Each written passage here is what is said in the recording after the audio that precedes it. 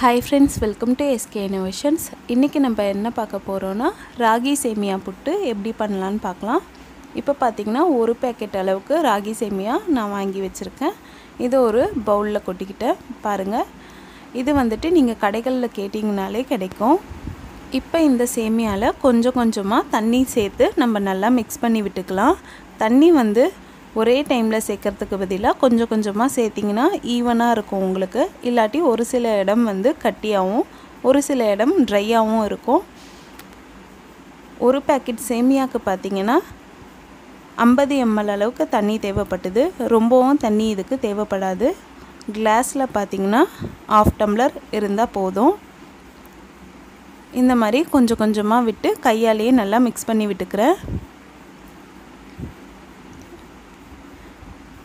இதோட சரியான பதம் பாத்தீங்கன்னா கைகள்ல லைட்டா ஒட்றா மாதிரி இருக்கணும்.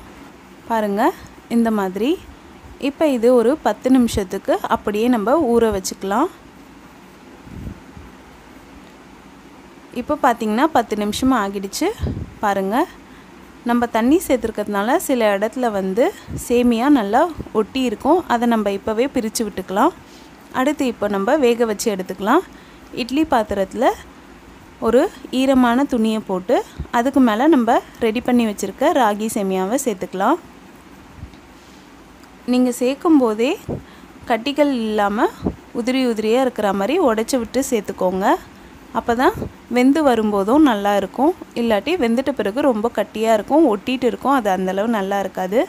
இந்த மாதிரி உதிர்த்து போட்டுக்கோங்க. இப்போ எல்லாமே ஆட் பண்ணிட்ட பிறகு நம்ம இந்த துணியை மூடி விட்டுக்கலாம். நீங்க இதுக்கு பயன்படுத்துற துணி வந்து ஒன் டைம் தண்ணில நனைச்சிட்டு அதுக்கு அப்புறம் நீங்க ராகி சேமியா போடிங்கனா ஒட்டாம வரும். இப்போ இத நம்ம மூடி வச்சிட்டு 1 நிமிஷம் ஹை ஃப்ளேம்லயும் 10 நிமிஷம் சிம் ஃப்ளேம்லயும் வச்சு வேக வச்சு எடுத்துக்கலாம். இப்போ வேக வச்சாச்சு.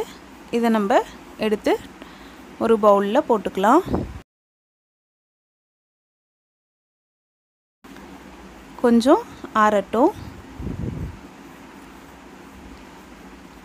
இப்போ பாத்தீங்கன்னா இது நல்லா ஆறிடுச்சு.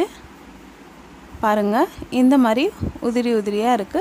அதே சமயம் நல்லா வெந்தும் இருக்கு. அடுத்து இதோட கொஞ்சமா ஏலக்காய் தூள் சேர்த்துக்கலாம். அப்பதான் வாசனையா இருக்கும். சேர்த்து நல்லா கலந்து விட்டுட்டு இத நம்ம சர்வ் பண்ணிக்கலாம்.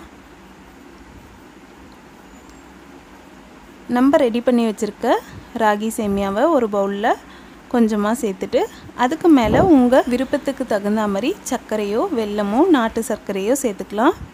அதுக்கு மேல கொஞ்சமா தேங்காய் துருவல் சேர்த்துக்கலாம். அவ்வளவுதான் நம்மளோட ஹெல்தியான டேஸ்டியான சிம்பிளான ராகி புட்டு சூப்பரா ரெடி ஆகிடுச்சு. கண்டிப்பா எல்லாரும் இந்த ஈஸியான ஹெல்தியான ரெசிபியை ட்ரை பண்ணி பாருங்க. இந்த வீடியோ உங்களுக்கு பிடிச்சிருந்தா லைக் பண்ணுங்க. உங்க ஃப்ரெண்ட்ஸோட ஷேர் பண்ணுங்க. and எப்படி இருந்துச்சுன்னு கமெண்ட் பண்ணுங்க. நம்ம சேனலை ஃபர்ஸ்ட் டைம் பார்க்கறீங்கன்னா மறக்காம Subscribe பண்ணுங்க. அப்படியே பக்கத்துல இருக்க பெல் ஐகானையும் கிளிக் பண்ணிக்கோங்க. அப்பதான் நான் அப்லோட் பண்ற ஒவ்வொரு வீடியோ உங்களுக்கு நோட்டிஃபிகேஷன்ல வந்து சேரும். இதே மாதிரி நாளைக்கு இன்னொரு யூஸ்ஃபுல்லான வீடியோ பார்க்கலாம். Thanks for watching.